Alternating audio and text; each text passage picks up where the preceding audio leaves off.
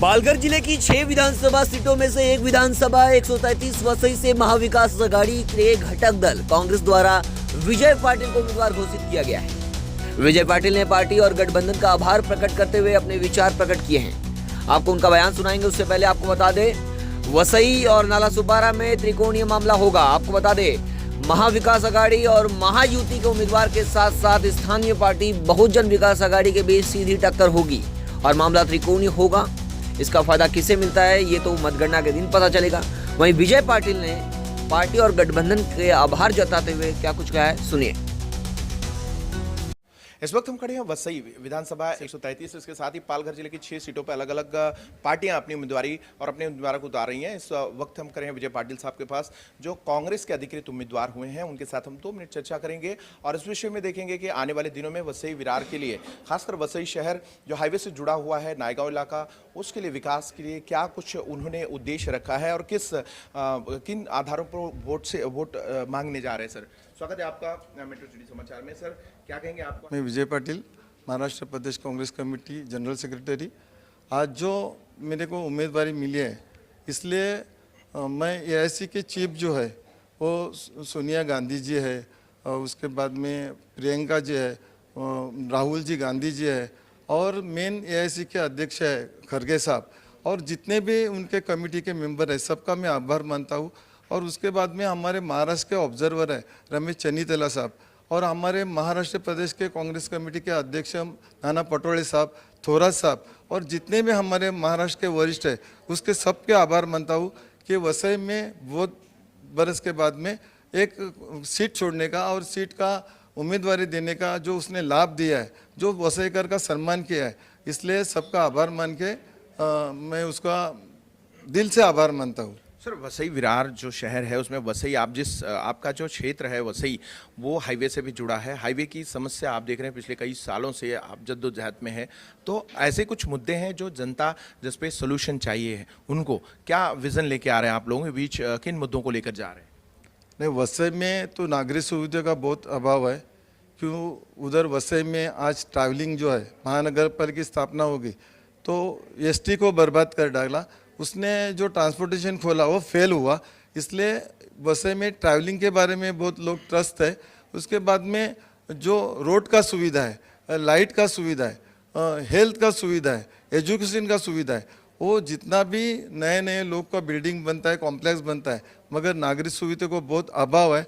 और ऊपर से ये मतदार संघ में जो हाईवे आता है, हाईवे का कम से कम 10 साल हो गया, ये हाईवे का इतना हालत ख़राब है कि मैंने नया ब्रिज, वो जूना ब्रिज जो टूटा था, तो वो टाइम में मैंने नया ब्रिज बनने के लिए मैं पंतप्रधान को नोटिस मारा था, नितिन गडकरी साहब को नोटिस मारा था, और उन्होंने आज्ञा दिया थी, लेटर दिया था इधर के लिए कि ये विजय पाटिल का जो इधर प्रस्ताव आया है वो नया ब्रिज का जल्दी जल्दी करूँ, मगर उसमें जो सम्मान होना चाहिए तो जल्दी जल्दी काम होना चाहिए तो नहीं हुआ।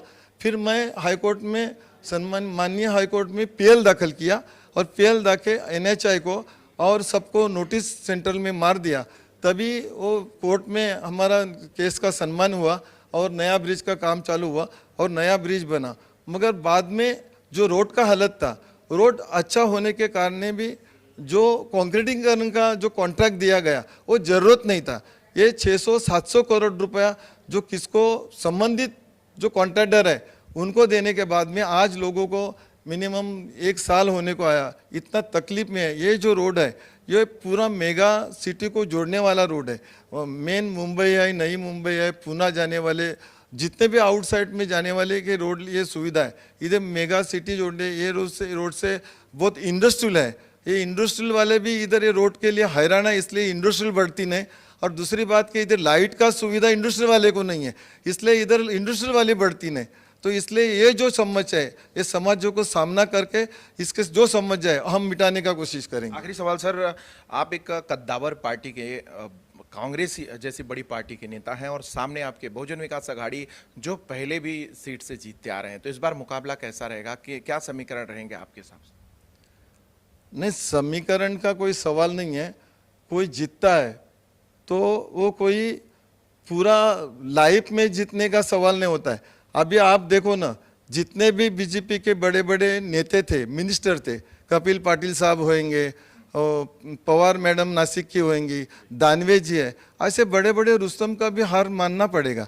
तो लोगों को क्या है कि जो लोगों को परिवर्तन चाहिए तो परिवर्तन होने वाला है। परिवर्तन लोग क्यों चाहते हैं कि उनकी नागरिक सुविधा जो है उसकी जो आशा ही है, अगर वो आशा का भंग करेंगे तो परिवर्तन तो होना ही है। और वैसे में आपको बोला मैं कि बहुत ही जो मांग है लोगों की वो पूरी नहीं जाती है। नागरिक सुविधा पानी की होंगी या रोड की होंगी या ट्रैवलिंग की होंगी, हेल्थ की होंगी, एजुकेशन है, तो इसमें बहुत वैसे के लोग त्रस्त है।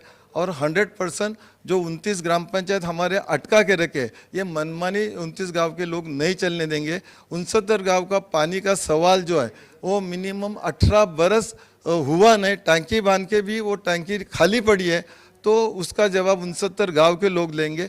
तो जो मेन लाइफ में पानी जरूरी है। और ग्राम पंचायत में हमारे आदिवासी लोग इधर है, आदिवासी लोग आज तुमने महानगर पर भी डाल दिया, तो उसको कमिश्नर के जो नियम है वो कमिश्नर के नियम वो पूरे नहीं कर सकते।